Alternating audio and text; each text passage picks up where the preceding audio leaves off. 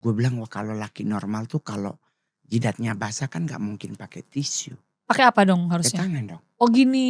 Iya, nah ini kalau pakai tisu kan pasti KW tuh. Ada maknanya nggak sih kenapa Bang Mongol selalu taruh di atas kepala itu? Ya karena otaknya minus. Oh gitu. Iya, Tapi yang mata silinder plus. otaknya Yang minus, minus. iya. Jadi Oh gua makanya dikasih kacamata di kacamatain, atas. iya. Biar nanti kalau kita ngonten nggak kemana-mana pembahasan kita, takutnya iya kan? Belum Serius ya? sih, orang mati aja ketawa. Oh, oke. Kan gue satu-satunya stand up di Asia yang pernah stand up di acara orang mati. Oh ya? Lu kalau nggak bisa ngol, berarti lu bener homo. Oh gitu.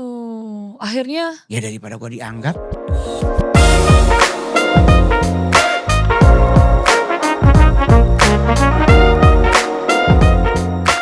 halo, apa kabar Bang Mongol Stress? Always good. Always good. Terima kasih sekali sudah mau dipanggil ke ruangan ya Bang Mongol. Iya, gue juga bingung salah gue apa kok dipanggil ke ruangan. Oh enggak, di sini kita tidak akan menghakimi. Justru kita oke. akan mau mendiscover siapa sih sosok Bang Mongol sebenarnya Ya gitu loh Bang. ampun, Sye. Oh Sye. Gue bisa semua bahasa. Bahasa apa aja tuh Bang? Semua bahasa, bahkan bahasa kalbu pun lewat mata tatapan jadi. Oh gitu. Oke, kalau gitu Bang, ini sebenarnya kalau bahasa lewat tatapan saya sebenarnya pengen menyampaikan apa? Enggak, coba nih, sebenarnya lu mau menyampaikan aduh malam minggu bagusnya mau kemana ya besok gitu. Bener sih, bener loh. Oke, Bang Mongol ini luar biasa sekali nih ya. Saya hari ini berkesempatan berbincang langsung dengan Bang Mongol, Thank seorang you. komedian yang sudah lama berkiprah di dunia hiburan. Thank Selama you. 15 tahun ya Bang Mongol ya. Betul, 15 Dan tahun. kebetulan malam tadi ini tanggal 9 Tanggal 9 Juli ya. 9 Juli ya. Bang Mongol mendeklar bahwa sudah bertahan selama 15 tahun 15 menjadi komedian dan tetap eksis sampai detik ini Bang Betul. Mongol. Iya, kita perlu apresiasi dulu sebelumnya. Ya. Kalau Mongol bilangnya eksis karena bahkan gue Desember udah ada kerjaan. Emang Padahal ini jelas. masih bulan Juli. Iya, berarti ini udah full sampai akhir Belum akhir Pak, tahun. belum. Oh belum. Belum. Jadi ini masih Belum, buka belum. ya terus Tentatif ya. kenapa Desember udah ada job karena kan Natalan. Oh Ya kan iya. saya Kristen jadi betul. otomatis job Natal udah mulai diminta dari sekarang. Tapi kan Bang Mongol juga mendeklar bahwa dirinya Kristen Syariah ya. Iya. Ini untuk job yang kaitannya Lebaran juga udah ada masuk kan? Kalau Lebaran jarang. Oh jarang. Karena yang mau tahu siapa? Mongol gitu. Ya kan nggak mungkin. Iya. Tapi biasanya kalau untuk momentum agak Lebaran tuh biasanya buka puasa bersama. Oh, Itu oke. pasti ada. Biasanya bareng siapa gitu. Aa Jimmy, Aji, Pak Haji. Ma Dede. Nah di Hmm. situ ada selingan stand up. Stand up. Atau pemerintah suka bikin buka puasa bersama dengan anak yatim. Oke. Nah itu biasanya Mongol juga suka diajak. Ayo Mongol hibur adik-adik kita. Kasih motivasi biar mereka juga semangat gitu. Oke. Bang Mongol sebelumnya aku tuh penasaran banget. Sebenarnya nama asli Bang Mongol sendiri itu siapa sih Bang? Jadi nama asli Mongol sesuai KTP itu Roni Immanuel. Roni Immanuel. Iya, betul. Terus kenapa bisa jadi Mongol Stress tuh awal mulanya gimana? Jadi dari masih SMA, dulu bahkan lebih absurd lagi nama Mongol waktu masih kecil SMP. Dulu waktu masih kelas 6 SD mau ke SMP tuh Takeshi panggilan Mongol. Takeshi, kenapa Iya. tuh? Karena kayak orang Jepang gitu kan? Enggak, dulu tuh ada film Oshin. Oke. Jadi dulu ada film Oshin. Nah, Oshin tuh yang anak kecil yang film Jepang itu. Nah, ada anak lakinya tuh mirip banget sama Mongol waktu Mongol masih jangkis. Oke. Ya masih kecil, jange, ya gitu kurus, ya. tinggi, Kurus najis tinggi. gitu.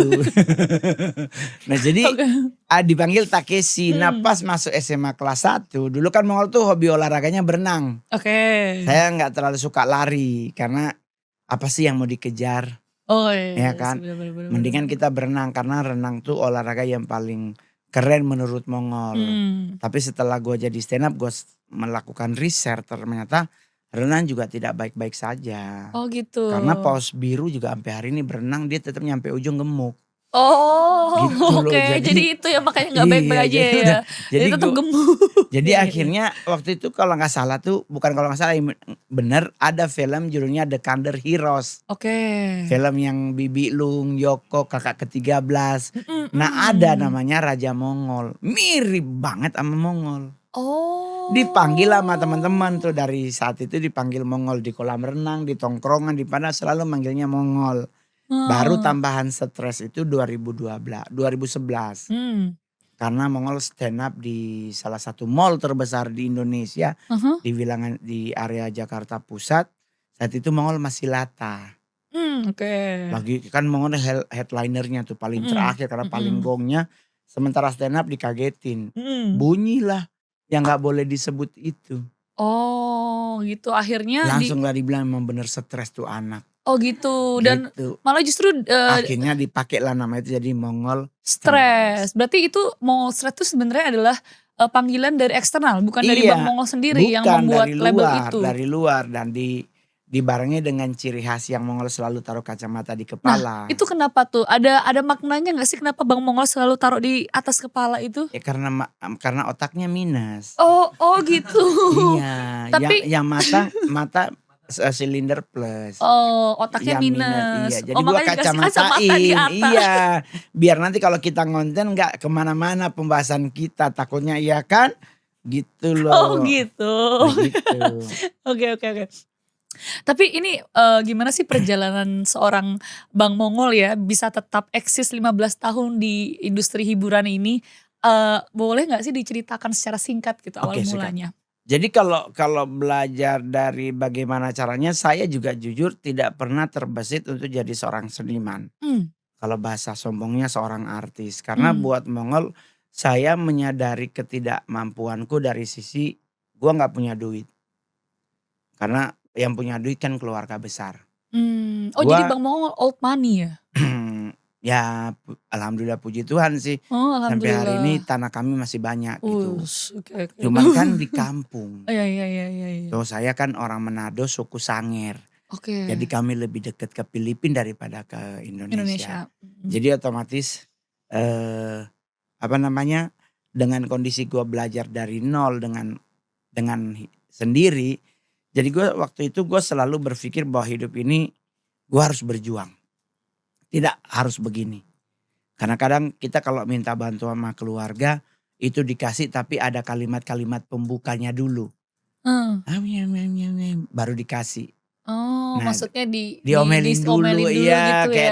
Iya dibanding-bandingin keluarga yang iya lain. iya. "Itu ngana belajar, itu ngana ini begini." Nah, jadi kan Oh. akhirnya Mongol berpikir, ya adalah gua sendiri. Gua berjuang sendiri dari jualan koran di Tugu Tani, gua kerja pecel lele Heri Jalan Sunda, gua, apa namanya, kerja di rumah makan Padang di jalan di apanya, Sabang pas pengkolan mau ke Kebun Siri. Mmm, Gua nggak pernah malu dengan proses itu. mmm. 2009 gua masuk penjara dengan kondisi gua tidak bersalah tapi gua disuruh duduk karena harus tukeran kepala sama bos. Dari semua itu gua nggak pernah ribet. Heeh. Gua selalu jalanin dengan ikhlas. Nangis pasti, tapi gua nggak pernah mau kasih lihat orang kalau gua lagi nangis. Mmm. Jadi dari situ gua belajar tough, belajar kuat, Apa belajar yang membuat berani. Bang Mongol tetap tough dalam fase-fase sulit itu Bang? Itu kan kelam sekali ya Ya, tapi perjalanannya. masalahnya kita mau ngomong ke siapa? Kita ngomong kepada keluarga apakah dapat solusi? Kan belum Mmm, tentu. mmm. Diomelin 5 hari 5 malam dulu kan gua sampai bilang kalau diomelin keluarga tuh dari Oh. baca Alkitab dari kejadian sampai akhir belum selesai masih ditambah lagi, "Ah, itu soal itu." Jadi mendingan gue selalu berpikir adalah oke gua sendiri. Gua berjuang sendiri dari pertama kali masuk Jakarta tahun 2000. Tahun 2000 Abang masuk Jakarta? 2002 Iya. gua total sendiri, hidup di pinggir jalan, tidur di emperan toko di Sarina Tamrin, saksi hidupnya masih ada. Gua jualan koran di Tugu Tani, kalau dikejar Satpol PP gua larinya ke Hotel Arya Duta, Mmm, security-nya ada beberapa orang yang masih kenal. Jadi proses itu luar biasa. Menempah Mongol menjadi Mongol yang seperti sekarang. 2011 gua kenal dunia stand up, lewat Komedi Cafe Kemang, itu juga dijebak oke. temen. Oke. Jadi kita lagi meeting ulang tahun salah satu teman namanya Bang Reza, kita manggilnya Medusa karena di tempat kerja katanya dia galak banget karena Mhm. HRD. Mhm Jadi kita mhm. manggilnya Medusa gitu. Jadi Mhm. kita setiap kali ketemu dia tuh kayak ada apa aura yang kalau kita ngelihat dia tuh jadi patung gitu. Jadi kita nunduk kalau ketemu dia. Nah, gua Medusa. Kawatnya jadi patung. kebagian waktu itu jadi jadi apa keamanannya. Jadi Mmm, semua yang hadir undangan harus dikasih lihat ke Mongol gitu. Jadi waktu itu tahu-tahu teman Mongol tuh Bang Eka, dia mhm. nulis nama katanya di kertas.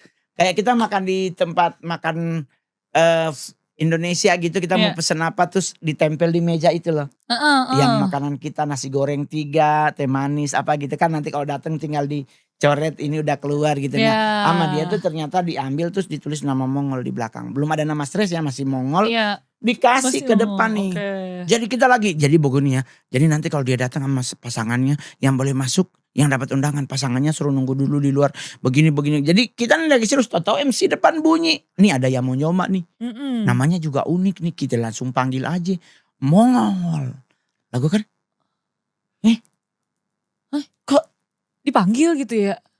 dia tahu kita kan Mongol nanya dulu, kok dia tahu nama gue? Iya. Ini siapa yang ngasih nih? Iya. Jadi bunyi nih, ini terserah mau diedit atau enggak, kalimatnya begini. Gimana tuh? Lu kalau nggak bisa ngol, berarti lu bener homo. Oh gitu. Akhirnya? Ya daripada gua dianggap. Ya kan? Oh gitu. Udah Oke. gak maju lah. Gua masih inget banget tuh materi-materinya bahkan. Oke. Udahlah dari situlah ternyata di situ ada Ernest, ada Panji, ada Radit. Komunitas Stand Up Indo sedang open mic. Open mic itu adalah tempat belajar para orang-orang yang pengen jadi stand up komedian. Oke, tapi pada saat itu Bang Mongol udah tahu tentang istilah stand up No, comedy sama belum? sekali. Sama No. sekali? Saya lebih suka ketoprak humor. Oke. Dulu ada di RCTI. Nah, jadi nggak pernah kenal dunia stand up, tapi setelah merasakan bagaimana mendapatkan penghasilan dari stand up itu, saya memilih berhenti bekerja. Maksudnya? Jadi kan saya kerja tuh. Oh sebelumnya kerja? Kerja kan kerja lagi sebagai apa itu tadi? sudah kerja udah di percetakan. Oh, kerja. oke. Jadi pada saat Senior itu, marketing. Oke. Udah bergaji gede saat itu gitu. Jadi pertama kali dijebak itu kan nggak mungkin kan kita gembel gaulnya sama HRD. Iya benar. Direktur lagi. Jadi itulah kenapa kita panggilnya dia Medusa. Iya. Karena aura pembunuhnya tuh tinggi. Jadi kita kalau dia duduk gitu nah, ya. Jadi akhirnya di waktu kasus pertama kali itu terus diminta kan dapat apa formulir gitu ke HVS, kita ada tulisan nama, jenis kelamin, situ tanda kurungnya mau digambar atau difoto gitu. Jadi nggak ditentukan gitu, harusnya kan pria wanita, dia tulisnya gambar atau foto gitu. Jadi gua kadang-kadang ya itulah namanya juga komunitas pelawak, dia pun nggak begitu. Jadi gua disuruh kasih nomor handphone. Nah itu gue inget banget itu kok Ernest ngajakin gue suruh dateng dan akhirnya gue belajar secara otodidak. Dan gue masih inget banget nih, gue job pertama komunitas itu di sebut brandnya Sevel Senayan City. Oke. Jadi seberangnya Sensi dulu tuh ada Sevel. Nah di Sevel itu di sebelahnya tuh ada ruangan yang mereka yang pesen flappy dan sebagainya tuh sambil nungguin macet, nongkrong. Nah kita menghibur. Nah gue masih inget banget, gue dari kasih amplop selesai acara itu. Nah terus yang ngasih Mongol job tuh dia menang door prize kamera, apa namanya, kamera pocket itu loh, kamera saku yang kecil. Kamera saku yang yang hits terus, pada saat zaman itu ya. Yoi coy, jadi dia dateng, bang ini bang alhamdulillah ada rezeki buat abang ya. Nah ya mohon maaf ya gue langsung buka kan. Gue hitung. Hitung di tempat tuh di depan orangnya. Enggak kan maksudnya gue mau ngasih ke dia juga dong. Gitu. Kan hukumnya kita kalau dikasih orang kerjaan jangan lupa ngasih ke orangnya. Benar. Jadi gue hitung 4 juta. Oke. Sumpah demi Tuhan 4 juta. Sedangkan gue kerja gaji gue sebulan 4.280.000. Dan pada saat itu hanya sekali langsung dapat 4 juta. Dan mohon maaf hanya 10 menit. 10 menit. 4 juta. Makanya pada saat itu akhirnya memutuskan langsung untuk keluar dari gua berhenti kerjaan. kerja, gue pelajari stand up dan dari situ. Nah itu setiap kali Bang Mongol melakukan stand up, ada gak sih kayak persiapan nulis materi dulu? Enggak, gitu? Gue gak pernah. Sampai hari ini kita ngobrol nih, 15 tahun gue jadi stand up comedian, gue gak pernah nulis. Sampai detik ini? Iya. Gak pernah nulis? Ngapain, kan gue udah lulus. Oh kok Kan udah lulus. Ya oke. Ngapain nulis? Oh iya oke. Gue gak pernah nulis sampai hari ini. Gue tinggal Mongol. Dulu katanya dulu gue sama Soleh. Tetapi gue sempat dengar info bahwa Kang Soleh Solihun itu sempat nulis materi waktu dia mau bikin spesial show-nya dia. Nah kalau gue gak pernah nulis. Gak pernah nulis? Gak pernah, karena gue malas ngapain pegang pulpen. Iya. Kok udah bos? Nih aku ya, ampun suhu nih saya masih nulis nih. Saya merasa tersinggung ini. Tersindir saya. Tapi enggak. Jadi gue selalu memaksimalkan apa yang gue mampu. Oke. Jadi dengan gue tidak menulis bukan berarti gue meremehkan orang yang nulis. Tapi gue lebih memilih untuk, maksudnya gue tidak nulis karena otak gue selalu mikir, buat apa sih? Materi stand up itu kan gak harus googling. Iya. Materi stand up itu gue bangun dari karakter diri. Itulah kenapa di dunia stand up itu ada namanya persona. Materi boleh dibangun tapi kalau tanpa persona nihil. Kalau Bang Mongol sendiri membangun karakter diri sebagai apa? Pakar KW internasional. Pakar KW internasional. Dulu gak boleh ngomong homo karena dianggap rasis. Gak boleh ngomong bencong dianggap rasis. Jadi gue daripada dianggap rasis gue mikir. Kan kalau sepatu original kan pasti ada KW-nya. Betul. Jam tangan original Patek Philippe kan pasti ada KW-nya. Laki kan juga pasti sama. Ada original pasti ada KW-nya. Nah itulah gue dinyatakan sebagai pakar KW internasional. Dan itu sampai jadi sekarang tuh kalau suka nonton di TV yang gue kemarin sempat di Brownies ngerjain Ruben, Igun soal ngelap jidat. Karena itu gue dapet di lokasi make up di Indosiar. Gitu gue bilang wah kalau laki normal tuh kalau jidatnya basah kan gak mungkin pakai tisu. Pakai apa dong harusnya? Pakai tangan dong. Oh gini. Iya, nah ini kalau pakai tisu kan pasti KW tuh. Oh gitu. Iya, apalagi yang di. Jadi itu persona yang Abang Mongol buat. Bangun tuh. Saya adalah maaf ini kalau saya salah dikoreksi ya. Iya. Laki-laki KW gitu maksudnya? Iya, oke. Karena cowok normal itu dia pasti pakai punggung tangan. Karena nanti habis begini pasti dibeginiin. Tapi kalau laki dia dipakein tisu, terus apalagi tisunya dilipet dulu. Terus yang dilap jidat yang bengkok mulutnya. Itu gak mungkin normal. Itu pasti KW. Tapi aslinya memang normal? Atau gak KW? tahu. Oh gak tahu. Gak tahu. Gue belum pernah tidur soalnya sama dia. Ya kan kita bisa nyari tahu dia normal atau tidak kan. Kan kalau dari kayak ini kan kita dapat nih semua materi ini dari kisah nyata gitu. Kita mau berenang. Kok ada cowok jalannya jinjit gitu. Oh lagi fashion show gitu. Atau keringetan. Cowok normal tuh kan harusnya begini. Nah, dia begini loh. Gerah ya. Nah jadi gue membangun karakter sebagai pakar KW. Oh dan itu gak ada lagi ya persona itu ya di stand up comedy. Gak ada. Hanya Bang Mongol stres ini. Cuman gue dua. Dulu ada salah satu yang sempat ikut bareng. Tapi dari sisi yang karena kan stand up itu dari paradigma dari sisi lo. Kan bisa lagi dari sisi orang lain kan berbeda. Betul. Nah ada juga sama. Jadi dulu namanya Ndigun tapi udah almarhum. Dia juga sama membawa materi dari sisi dia sebagai seorang penari dan penulis buku. Nah jadi dari sudut pandang mana boleh bawa materi yang sama. Tetapi konsepnya aja mungkin yang berbeda. Nah itu ngebangun itu kurang lebih terus ngebahasin patung-patung yang badannya laki tapi berdirinya jinjit gitu-gitu. Oh gitu-gitu. Gitu. Jadi kita dari awal baru ngebahas tentang apa ya? Lagu anak kecil yang unik. Tuh jadi kita ngebangunnya tuh dari nggak pernah nulis. Jadi just be yourself aja gitu jadi ya kita kayak Bang Mongol inget-inget dulu. Kita kok disuruh nyanyi cangkul-cangkul yang dalam menanam jagung di kebun kita.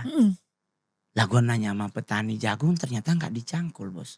Diapain tuh? Cuman pakai kayu dicolok. Oh gitu. Iya. Colok 3 kali masuk bibit didorong pakai kaki. Nah ini kok cangkul yang dalam. Ya, pasti bukan jagung yang ditanam. Apa? Jenazah bisa. Iya kan? Iya. Kalau enggak barang bukti. Iya. Cuma kan sekarang barang bukti di berangkas di tembok. Oh itu baru jadi ya kasusnya. Ya kita nggak boleh. Nggak boleh ntar dipanggil ke ruangan loh. Ya. Enggak ini. Tapi tadi yang dalam. Ngomongin soal KW nih ya. Ini mutiara yang dipakai ini KW juga nggak? Tadi kan personanya membangun seorang KW nih ya. Ini KW ini asli kalau ini. aksesoris itu kan. Jadi persona Mongol dibangun dari 2011 itu selain soal materi, soal brand diri. Jadi dulu Mongol make cincin tuh 5 jari tuh cincin bisa 7. 5 jari 7 cincin. Iya. Gitu. Tumpuk-tumpuk begitu. Ada 2 di depan sini nih. Buat megang mic kan biar kelihatan shining sama yang nonton. Karena kan kita udah brand kita sebagai stand up comedy termahal. Yang lain masih berbayar 4 juta 8 juta, gue udah 32 juta. Tahun 2011, 2012. Jadi 2011, 2012 gue masih berbayar 12,5 juta. 2013 gue udah berbayar 22,5 juta. Sekarang udah 150 juta. Sekali manggung itu? 15 menit. Hormat suhu. Thank you. Hormat Jadi suhu. ngebangun itu bukan soal perkara gampang. Orang nanya kenapa sih stand up itu mahal? Mm-mm. Ingat, dia sendiri di atas panggung. Ya bener. Dia ngebangun materi, dia ngebangun diri, dia memberanikan diri, dia nyusun materi. Dia harus otaknya cepat melihat Betul. bagaimana act out penonton, apakah mereka tersenyum atau tidak. Itu menjadi salah satu tolak ukur kenapa dia mahal. Mahal, betul. Tapi pernah gak ada momen-momen ketika abang melakukan sebuah performa gitu ya, terus gak ada yang ketawa tuh gitu audiensnya? Belum sih, orang mati aja ketawa. Oh, oke. Kan gue satu-satunya stand up di Asia yang pernah stand up di acara orang mati. Oh ya? 5 kali bahkan. 1 Kristen, 3 Muslim, 1 Buddha. Oke, jadi seremoni orang meninggal terus Iya, ada iya. acara momen Enggak, stand up kita gitu? datangnya melayat. Oke, tapi Pertama Kristen yang meninggal. Heeh. Acaranya ada videonya di Rumah Duka Gatot Subroto. Nah ini kan sensitif banget ya Bang ya, kita ketika datang melayat, yang meninggal kan Kristen. Jadi kita lagi ngantri mau ngucapin turut berduka cita, tahu-tahu MC dari belakang gak ada akhlak otaknya. Dia langsung ngomong, kita akan dengarkan stand up komedi dari Mongol. Gue langsung lihat orang matinya. Hah? Ih, yang benar gitu ya. gue sampai garuk-garuk begini. Ya ampun Tuhan, ini bagaimana ini orang mati. Ini keluarga. Nah itu terus gimana Bang Mongol itu menanggapinya? Anak sama istrinya ngomong tolong hibur nanti oma transfer. Oh itu. Ini ya udah. Kalimat transfer itulah yang membuat aku sampai tidak peduli itu orang mati atau orang hidup. Gua gas. Orang nanya kan, terus materinya gimana Bang Mongol? Gimana Bang Mongol? Ya orang mati yang gue jadiin materi, karena gak mungkin dia lapor polisi. Ya kan, karena kalau kita melakukan perbuatan yang tidak menyenangkan kepada orang dan orang itu yang harus melapor. Dan ini kan dia udah meninggoy. Jadi gak ada yang mungkin ngelaporin ya. Dia ngelapor ke pos polisi, bubar pos polisi. Takut. Jadi gue liatin jenazahnya aja. Tapi by the way nih Bang, apakah ini ada relevansinya dengan bio yang Abang tulis di Instagram as a ghost hunter? Bisa. Itu Jadi gimana kalau tuh, ghost Bang? hunter itu kan soal masa lalu. Oh beda ya ini ya? Beda. Gak ada korelasinya ya Bang ya? Kalau masa lalu saya kan tidak baik-baik saja. Itu yang selalu Mongol bilang bahwa gue punya masa lalu yang sangat ngejelimet. Tetapi gue selalu berpedoman bahwa gue ingat ada salah satu quote yang gue belajar waktu gue baca buku tentang Nabi Muhammad itu. Terus gue baca Quran terjemahannya sampai selesai 2 kali. Gue baca Alkitab 18 kali sudah selesai. Jadi gue belajar, gue pernah dapat satu quote. Nabi Muhammad tuh ngomong begini. Manusia itu ibarat air. Ditaruh dimanapun. Dia akan membentuk tempat yang dia singgah. Jadi kalau dia dimasukin ke gelas. Ya dia akan berbentuk seperti gelas. Dia ditaruh di botol. Seperti dia akan botol. memberi seperti botol. Oke. Ditaruh di atas piring. Dia akan menjadi seperti piring. Ditaruh di wadah manapun, air itu akan membentuk tempat yang dia datangi. Tetapi hakikatnya tidak pernah berubah. Tetap air. Jadi hakikat itulah yang membuat gue akhirnya oke lah. Masa lalu gue tidak baik-baik saja. Tapi bukan berarti gue harus hidup di masa lalu. Gue harus move from there. Ini bahasa Inggrisnya udah bagus ya. Oh bagus banget. Lagi kursus gila nih. Iya bagus banget. Soalnya gue kemarin malu. Udah ada orderan ini International as a Stand Up Comedian mohon maaf International. ya, dari 2013 saya udah punya callingan manggung di Malaysia. Wush. Udah tercapai sih, karena udah berapa kali, bahkan Timor Leste juga udah 4 kali. Ke Amerika bahkan udah 2 kali. Cuman itu tadi gue akhirnya malu karena tiap kali itu banyakan gitu ya. Tuhan. Sometimes I think thank you. Tapi malah jadi lucu, ketawa gak? Bodoh kelihatan. Kelihatan banget PA gitu aja. Tapi ketawa gak pada saat momen itu Bang? Audiensnya? Orang sih pasti ketawa. Cuman waktu di Amerika gue stand up penontonnya kurang lebih 82% Indonesia. Jadi gue gak ada beban untuk menghibur bule. Biarin aja bininya yang terjemahin.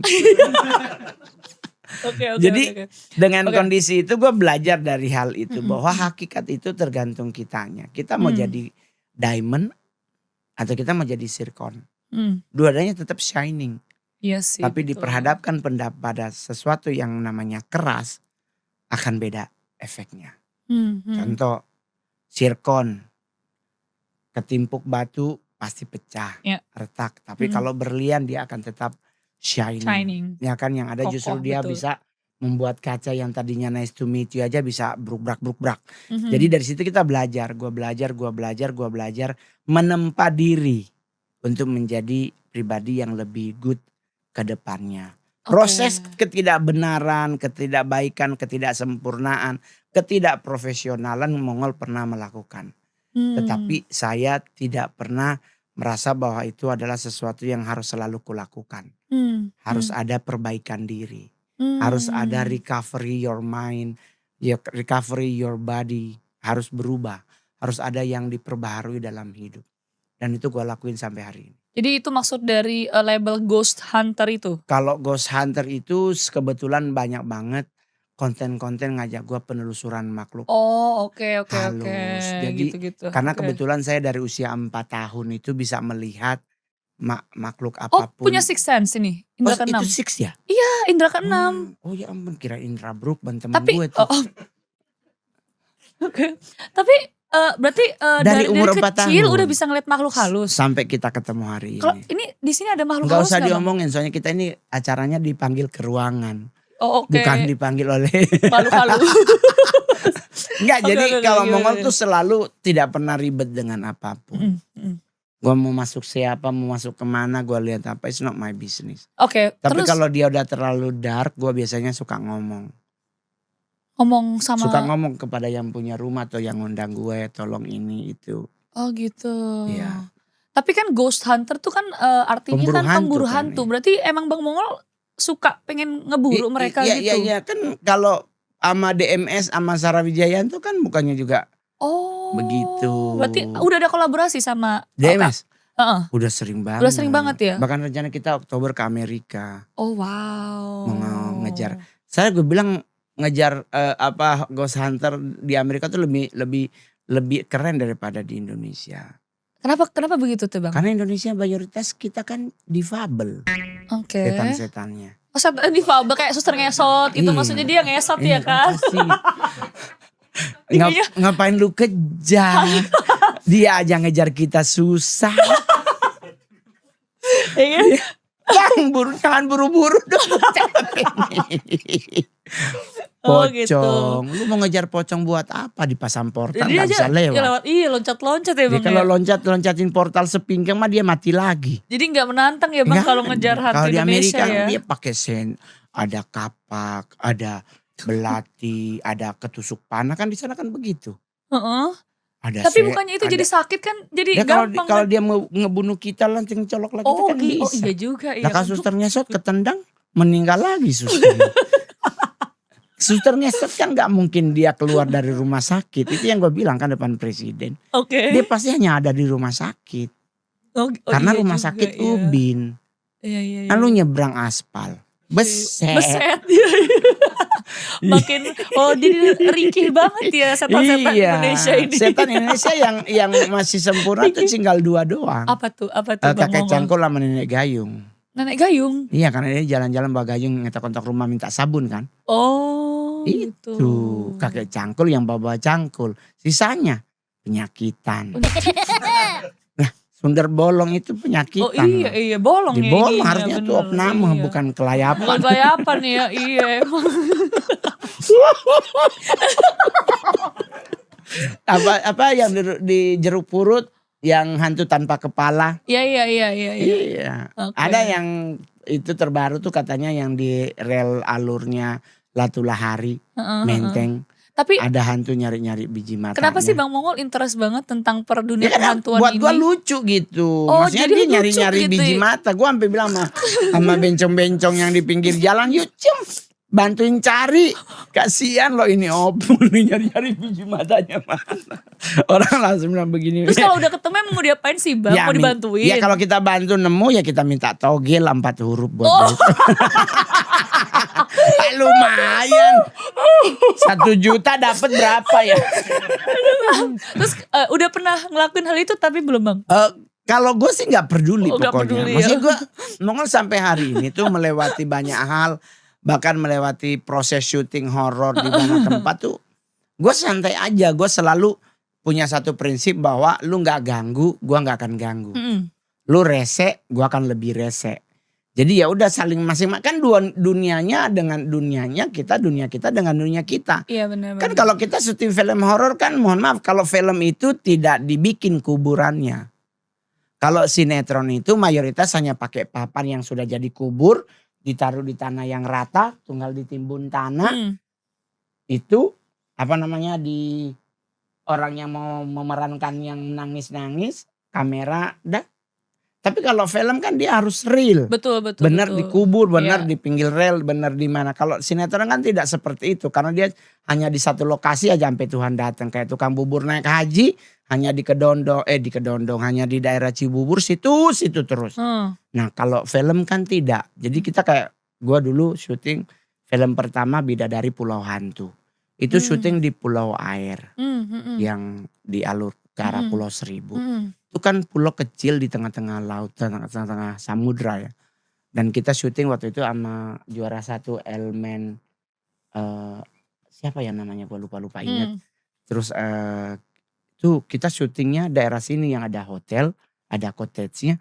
Daerah sebelah sini tuh hutan-hutan. Dan aura mistisnya tuh lumayan Kental banget.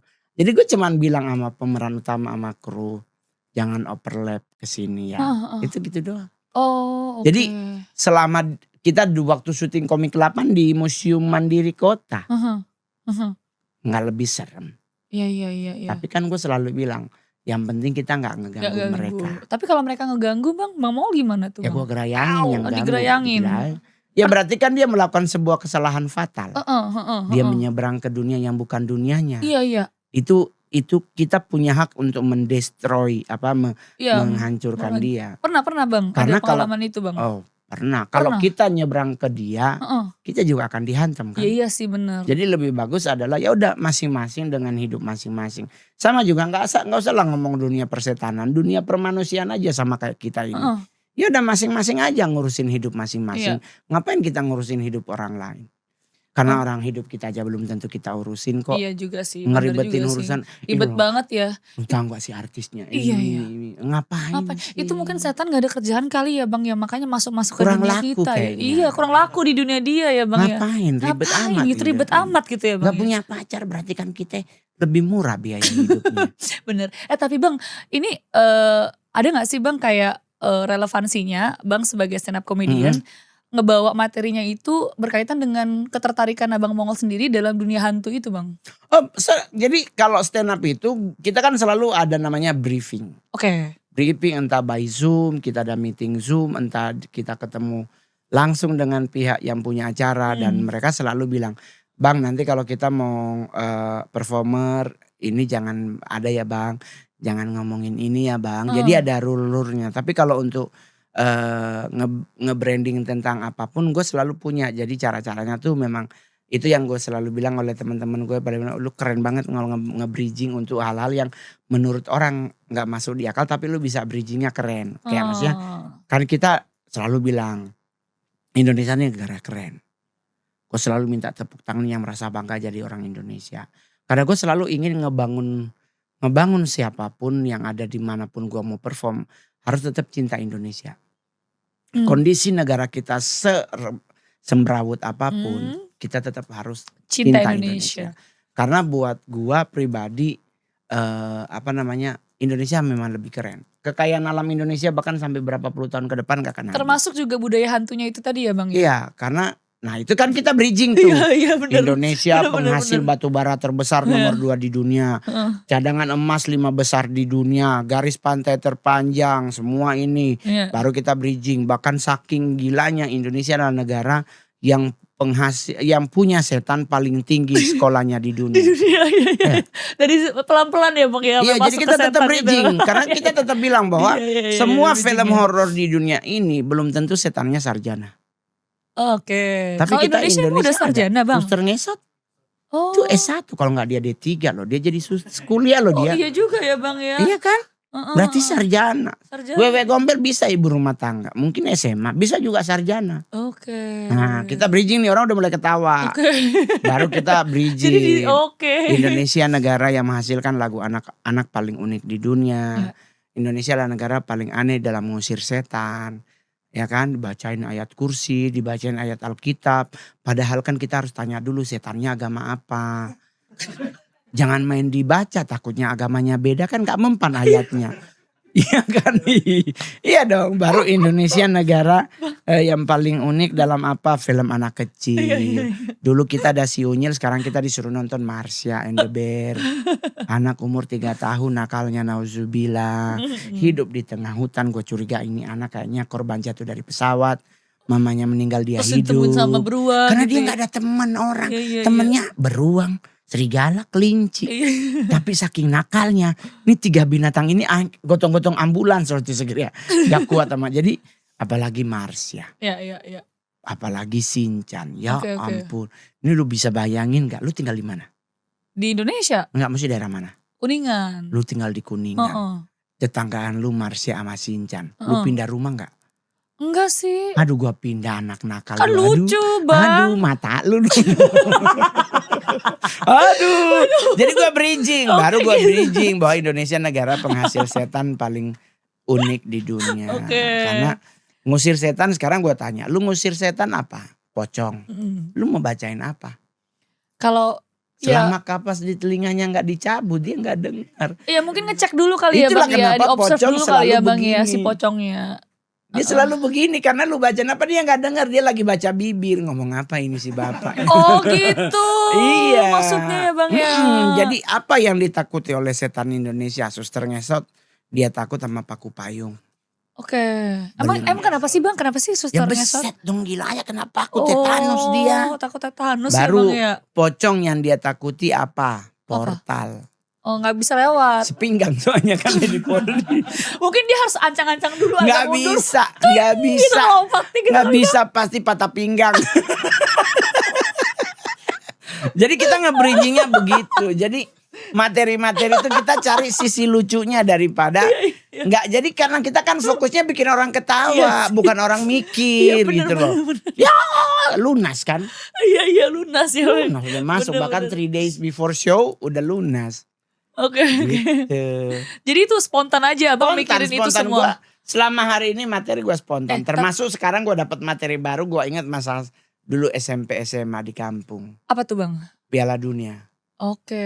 Dulu di kampung gua di Sanger, Heeh. itu TV cuma ada 2 di kompleks. Oke. Jadi satu di atas, satu di dekat rumah. Jadi kita nonton Piala Dunia tuh bisa berantem. Iya. Berantem Iya. Gara-gara yang di bawah bilang Argentina kalah. Heeh. Di atas bilang Argentina menang. Menang. Berantem tuh di situ Iya. tuh ya kan. Orang tanya, kenapa bisa berantem? Karena TV-nya hitam putih, semua bajunya sama. Oh. Iya. Jadi iya. Brasil pakai baju kuning, Argentina baju Jadi hijau. nyaru ya Bang ya. Hitam putih semuanya. Lalu udah begitu kan kita nggak mungkin nonton depan TV, orang kita numpang nonton di rumah orang. Iya. Jadi kita kadang jadi jendela ikut nonton. Jadi itu Argentina Brasil ya. Jadi Nyaru karena itu pas putih ketemu itu ya Bang ya. gila ya ternyata memang Argentina jago, Maradona 2-1 gitu. Oh. Yang satu bilang, "Hi, gila ngana, Pele itu yang tembak." Oh.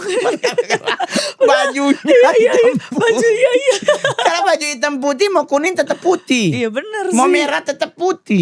Jadi kita kadang jadi gua bilang, iya masa kecil dulu tuh ternyata bahagia ya. Iya. Nonton apa acara TV, acara-acara lagu-lagu tuh album minggu kita.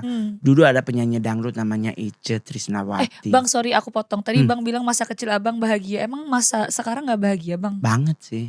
Kalau masa sekarang kan udah bisa masuk Senayan City. Berarti lebih bahagia lagi Iya, kan? kalau dulu kan di kampung boleh mau pinjam gula. Berarti nanti Abang gak pernah mengalami masa sedih ya walaupun dengan Sebenarnya kesulitan Abang tadi itu. Sebenarnya kalau hidup gua sedih banget. Sedih banget. Bahkan gue beberapa kali share tentang hidup gue tuh, bahkan ada banyak banget ibu-ibu nangis tuh samperin gue sampai ngomongin bahwa udahlah Ngol, ikhlasin aja ya. Karena mamaku aja matinya dipasung kan. Hah? Dipasung? Iya. Oke, kenapa bisa sampai dipasung Bang Mongol? Mamaku meninggalnya dengan kondisi kakinya ke depan Heeh. dengan 2 rantai anjing kiri dan kanan. Berarti ada total 4 rantai anjing di kakinya. Oke. Dan dia Heeh. meninggalnya begini. Bang Mongol lihat langsung keadaannya Karena pada saat gue itu? yang nganter makan pagi. Sarapannya. Tapi kan gue gak tahu itu emak. Oh pada saat itu gak tahu? Gue taunya dia kakak. Kakak? Oma lah yang gue panggil mama. Oke. Pas Kenapa disembunyikan identitas ibu? Kita gak ada yang tahu apa motivasi keluarga besar. Sampai detik ini Bang Mongol gak coba untuk mencari tahu itu? Nggak akan pernah cari tahu. Kenapa Bang? Kalaupun gue cari tahu dengan cara gue.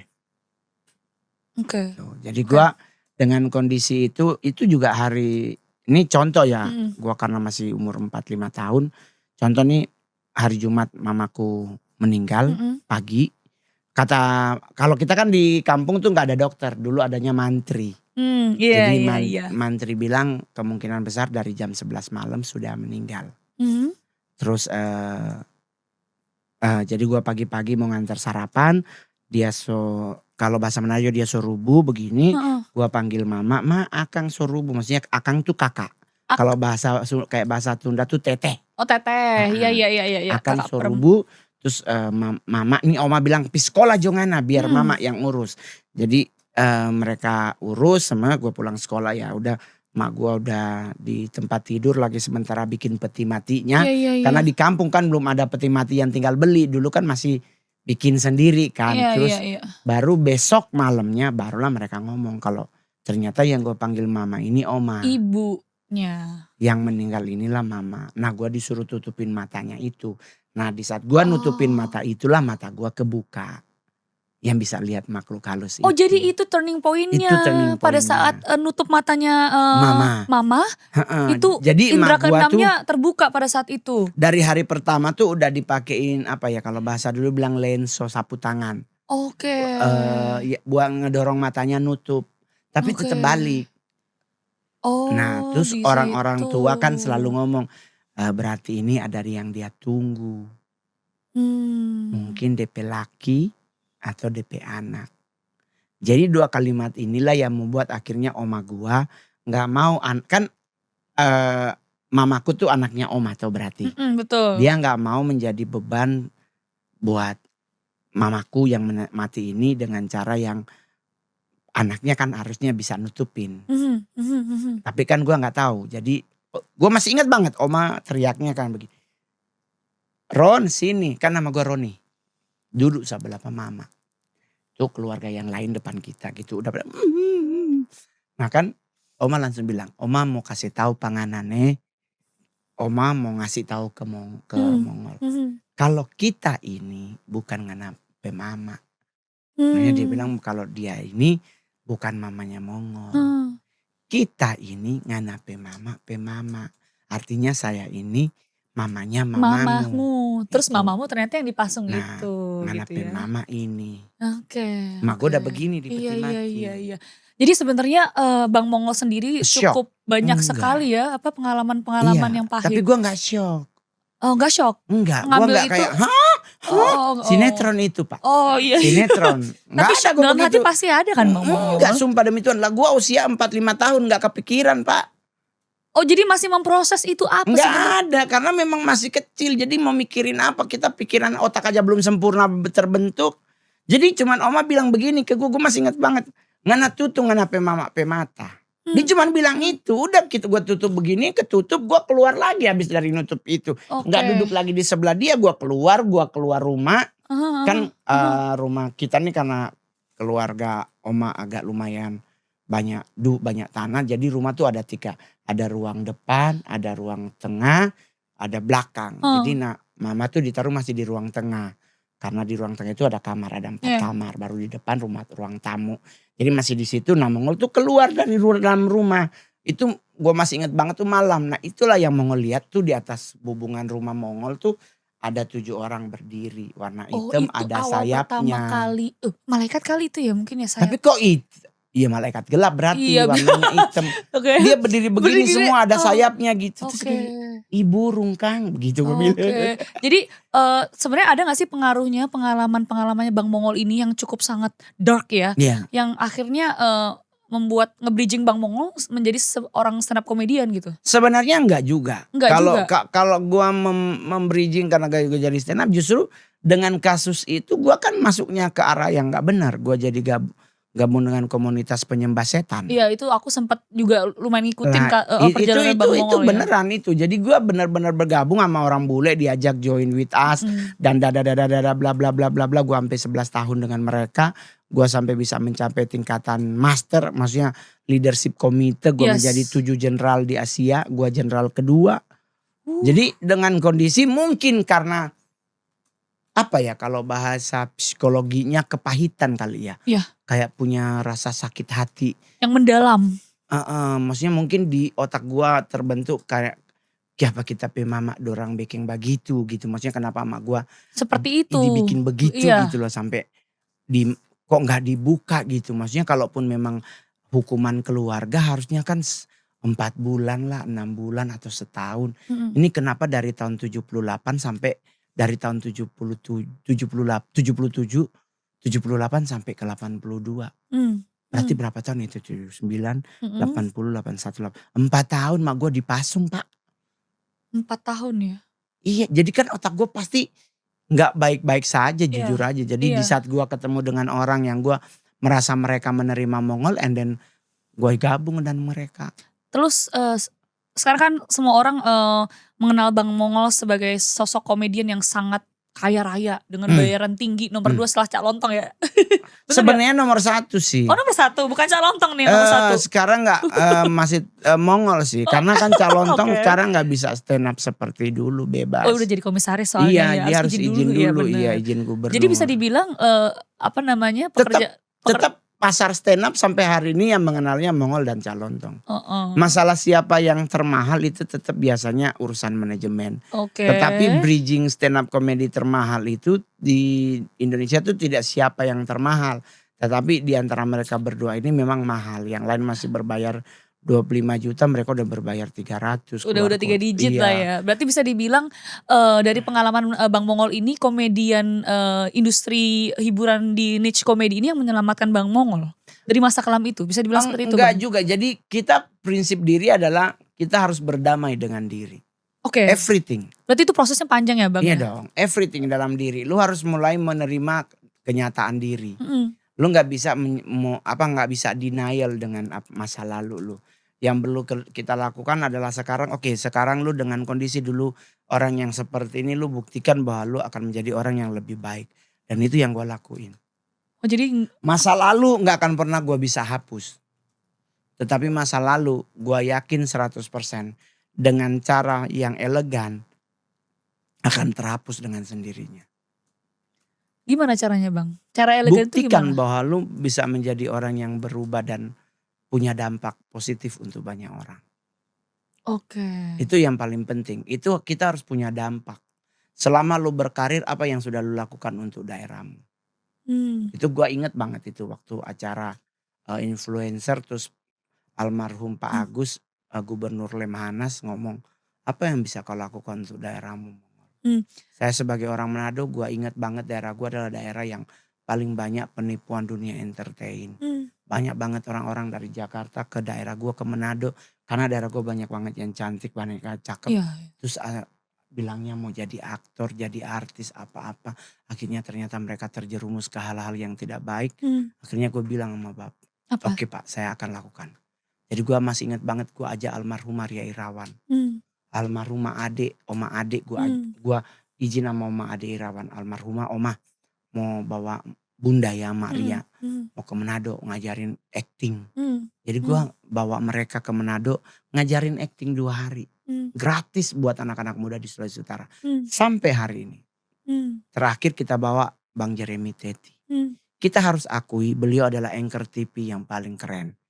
Anchor TV yang paling fenomenal. MC host yang nice to meet you. Dia temen sama gue. Gue bilang, Bang yuk mau gak Bang ke Manado. Ajarin teman-teman di Manado bagaimana jadi anchor TV. Bagaimana jadi MC. Jadi gue sampai hari ini gue gunain hal-hal yang positif. Karena gue pingin punya dampak. Dan gue gak ada orang lain, wah kalau lu udah tajir kan harusnya lu jangan cuman ngurusin daerah dong, ngurusin diri lu Iya iya iya iya. operasi muka kek, lu kan Heeh. deket banyak dengan dokter-dokter Mhm kecantikan. mhm. Gue deket banget sama dokter Tompi, Iya. gue deket banget sama Oma Trace yang salah satu dokter bedah senior Indonesia. Mhm. Tapi gue selalu punya prinsip sama, bahwa emang kenapa kalau kita nggak cakep? Penting. Lebih penting mana sih, cakep apa dompet tebel?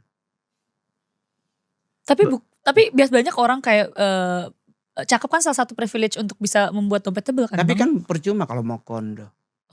Oh betul juga, iya iya iya iya. Mendingan ala kadarnya muka, tapi sekali nongkrong makan taichan. Iya. Ya kan minimal kita Iya. ke Tony Ramos, Iya. di Ratu Plaza. Daripada lu cakep-cakep tapi ngajak cewek lu taichan. Iya Kayak iya bukan sih. soal taichannya, maksudnya gini, if you have a reach, sebenarnya bukan soal lu mau nongkrong makan di mana. Gue juga suka banget sama sate taichan. Tapi gue selalu pesennya yang daging. Karena gue suka pernah dapet nggak ngomong daging, ternyata dagingnya 2, 4-nya kulit. Kan gue berasa aneh makan. Jadi gue selalu mesennya itu. Taichan apalagi Senayan City seberangnya. Nice to meet you. Tapi kadang-kadang kita harus ingat, perempuan itu menyukai kita kalau dari awal kita sudah kasih tahu nge-bridging kita rich money, rich man. Ya jangan marah kalau lu diporotin. Iya betul betul betul. Laki-laki tuh jangan selalu gila jam tangan gua Rolex, mata lu jam dinding lu aja masih Hut Polri. Betul. Karena apa yang kita branding kan sebenarnya secara nggak langsung menarik sesuai dengan interest mereka kemana gitu kan ya. 100% perempuan di Indonesia hanya 20% memandang laki-laki itu untuk diporotin. Tapi kadang ada banyak perempuan luar biasa yang mau berjuang bersama calon lakinya. Oke. Jadi kita laki nih jangan apa-apa langsung mau Senayan City. Nongkrong dong di Monas. Atau ini bubur ayam menteng yang Obama. Oke. Itu udah enak, cuma 15.000 udah dapat telur setengah. Jadi kita mau jadi diri kita seperti apa. Gue juga sama, gue mohon maaf gue Manado sayang. Dalam hal gengsi gue gak pernah kalah. Ya kan? Tapi kan sekarang pertanyaannya, apakah orang percaya yang lu pakai berlian asli? Dengan kondisi muka lu ala kadarnya. Itu gue ingat. Jadi buat apa gitu? Ya udah sekarang kalau orang bilang, jadi gimana Ngol? Ya udah pakai aja selama lu rasa nyaman lu pakai. Gitu. Gue baju ini aja gue beli di Amerika, ada di Indonesia. Gue beli di mana? Di Nordstrom. Oh, wow. Yang murah itu. Tapi kan gak apa-apa ya pakai artis. Orang gak akan pernah berpikir kalau itu murah. Jadi tergantung siapa yang pakai sebenarnya ya Bang Mongol. Betul banget. Jadi kita buat laki itu jangan maksa. Lu kalau memang cuman bisa belinya mungkin Apple. Gue jujur aja, gue dari awal berkarir gue bisa beli Apple. Sampai hari ini jam tangan gue Apple Watch. Gue punya Rolex Daytona. Gue punya Epi. Tapi gue jual semua. Karena gue pernah dengar satu quote dari salah satu orang kaya Indonesia yang sudah almarhum, Opa Bob Sadino, dia bilang begini. Mana? Jam tangan merek Rolex dengan jam tangan merek Seiko. Yang satu harga 500.000, yang satu harga 500 juta. Angkanya tetap sama, cuman sampai 12. Lu mau punya Cartier, emang di angkanya ada 16. Cuman 1 sampai 12. Terus ngapain lu beli sampai harga rumah? Itu yang akhirnya membuat Bang Mongol lebih fokus kepada fungsionalnya ya? Iya bener, terus sama kayak berlian. Iya. Brand dulu gua ya ampun, di saat gue jadi artis Star Syndrome. Sempat ada proses-proses itu. Waduh, Bapak Surgawi, gue bisa seminggu 4 kali ke Louis Vuitton. Luar biasa. Aduh, gue bisa beli Hermes nggak pakai koma. Tapi sekarang udah lebih down to earth ya Bang ya. Kayak hal-hal yang kiranya kayak nggak Udah penting. gue jual bahkan, gitu gue ya, beli Bang, tas Jogja. Oke, yang jadi kulit, lebih ya, Bang, kulit lebih sapi yang muda cinta gitu. Produk Terus lokal gitu ya Bang. Iya, nah sekarang juga gue udah pakai bekain. Dulu kita kalau perform tuh Prada blazernya. 150 juta Pak masakin. Tapi setelah kesini gue pikir, wow, buat apa gitu ya Bang ya? Di agama Islam sekaya apapun dirimu, bahkan lu masuk jajaran orang terkaya dunia, tetap kainnya kain kafan kan Pak? Iya sih. Emang sekarang gue tanya, ada nggak orang Muslim orang kaya terus dia meninggal pakai kain kafan sutra? Kan nggak boleh, betul. nggak sunnah. Nah Bang, ini luar biasa ya kalau aku lihat dari perjalanan Bang Mongol dari apa ya istilahnya kayak kehidupan Bang Mongol yang cukup bisa dibilang sangat kelam hingga ada di titik sekarang. Rich man. No. Kalau sekarang sih gue menjadi Mongol yang lebih rich dalam artian lebih ke hati yang kalau lebih kaya. Lebih ke kayak gitu down to earth. Maksudnya gini. Ya. Gue kalau prinsipnya adalah kayak gini. Ntar kita nongkrong ya sesama Airtone nih segeng-geng gitu. Gue datang selalu paling terakhir. Oke.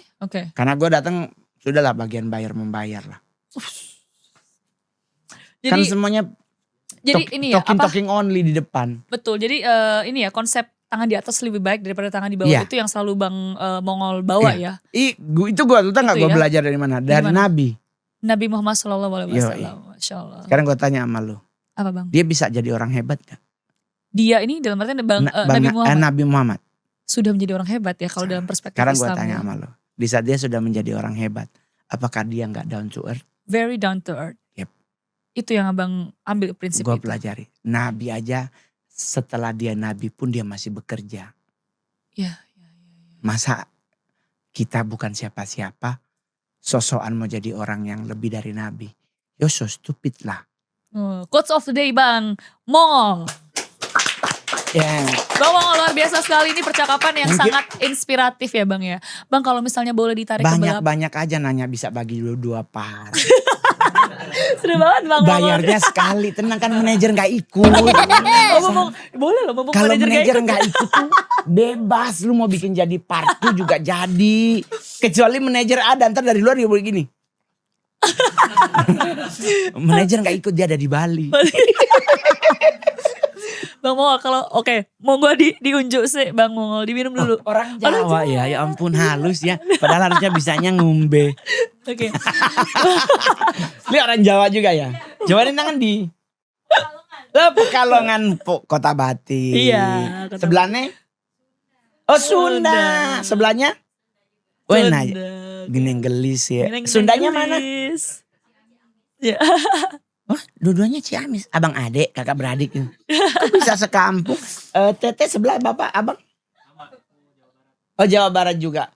Kenapa ini Bang mau diinterview buat jadi tim kah Bang ini? Enggak, buat jadi ya kita rencanakan lagi ada mau bikin demonstrasi tumbal jembatan.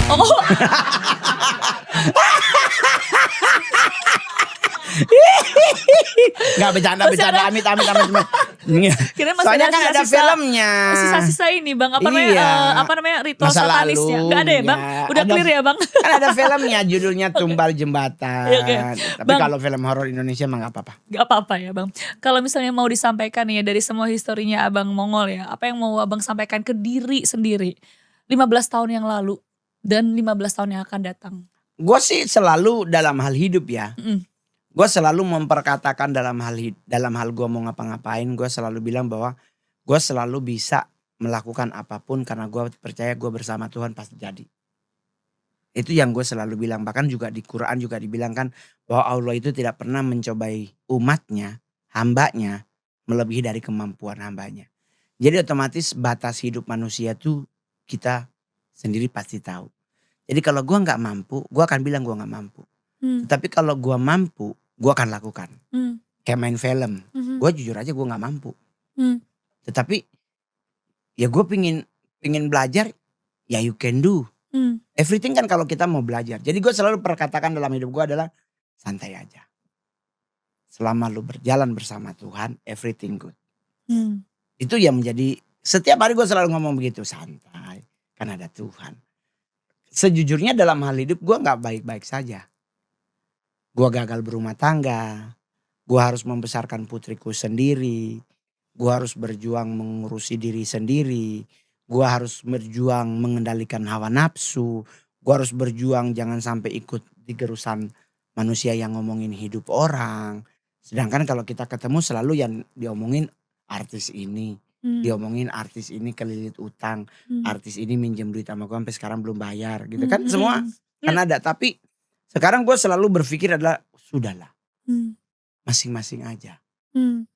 It's me, me. Hmm. Kita mau nongkrong, ayo kita ngomongin bola. Hmm. Ayo kita mau ngomongin Mobile Legend. Hmm. Ayo kita ngomongin luar negeri.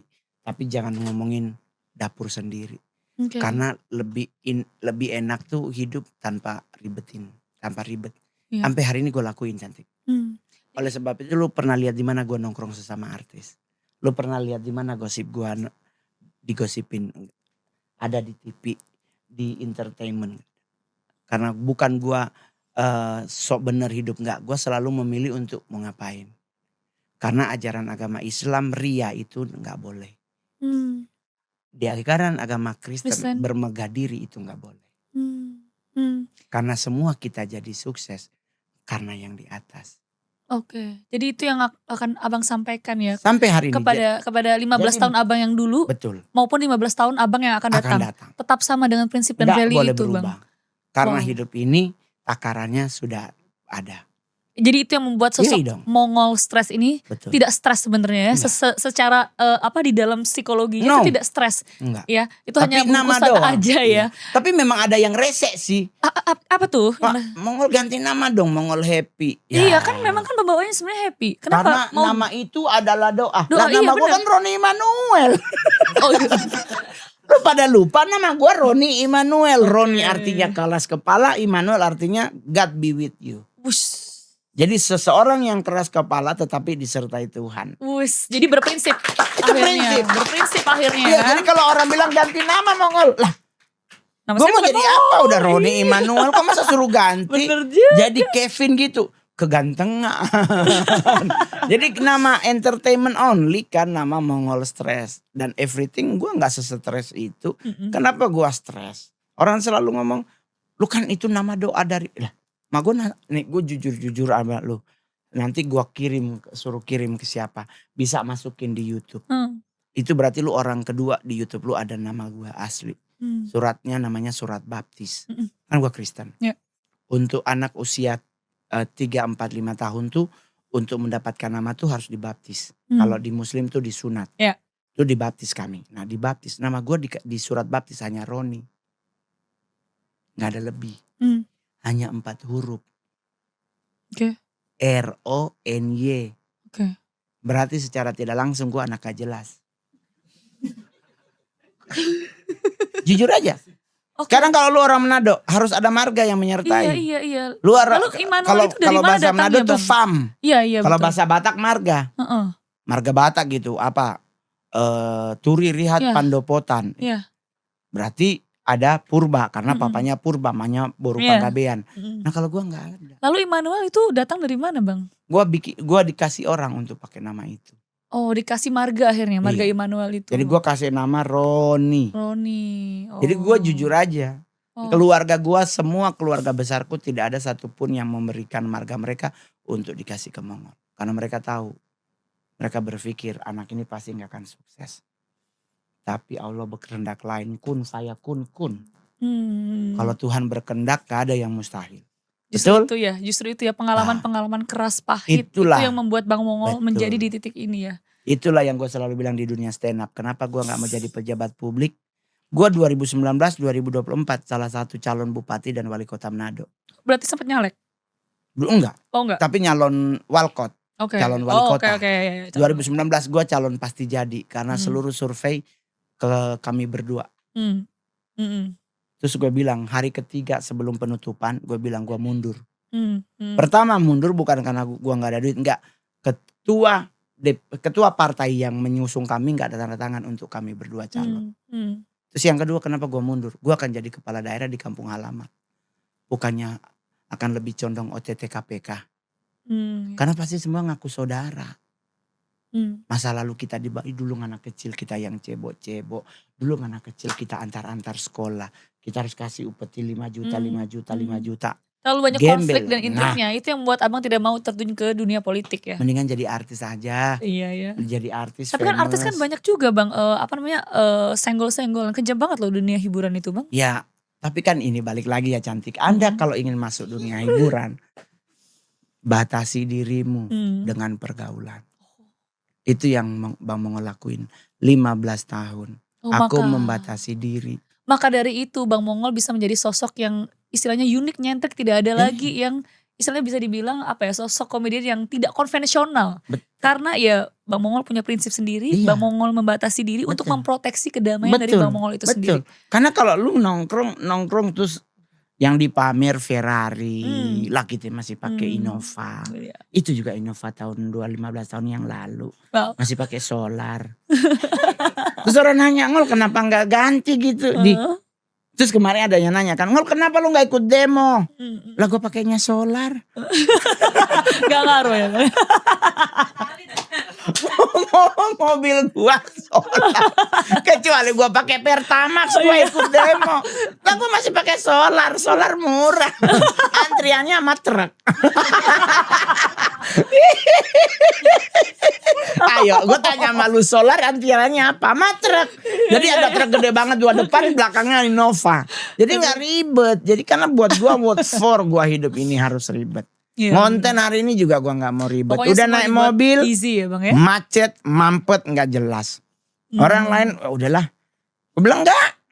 Bentar Bang, gua pesen Gojek dulu. Gua Gojek sambil jalan, gua orangnya nanya, oke Pak kita OTW lokasi. Bapak lokasi ini situ. Enggak Pak, lihat mobil warna ini itu saya dalam mobil. Dia lihat gua pas macet gua berhenti keluar, mobil gua suruh balik, gua lah Gojek. Gojeknya, lah Bang Mongol. Diajak selfie gak tuh Bang? Enggak. Bang selfie dulu Bang. Tadi selfie di situ. Oh oke. Udah terus dia langsung, ih ternyata bener abang.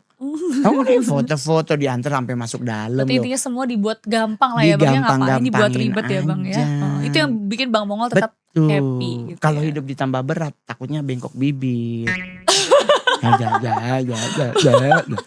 Dalam. Bang Mongol terima kasih sekali atas kesempatannya sudah berkenan dipanggil ke ruangan. Thank you Sebuah juga. perjalanan yang luar biasa ya. Betul. Dari seorang Mongol stres dengan perjalanan yang lika-liku yang cukup kelam hingga ada di titik dan bersinar menjadi seorang legendaris komedian luar biasa. Belum. Masih ada Om Indro. Tapi kalau sekarang nyebut nama Mongol stres tuh harus ada hashtagnya. Apa tuh Bang Mongol? Lagi berobat jalan. Lagi berobat jalan. Ya jadi Mongol stres hashtag lagi berobat jalan. Iya soalnya lagi mau. Sekali lagi terima kasih Bang Mongol ya. Dan selamat atas 15 tahun perjalanan. Thank you banget cantik ya ampun. Hey teman-teman jangan lupa di subscribe. Karena engkau subscribe engkau menjadi bagian dari keluarga kami. Woo! Thank you. Thank you Bang Mongol.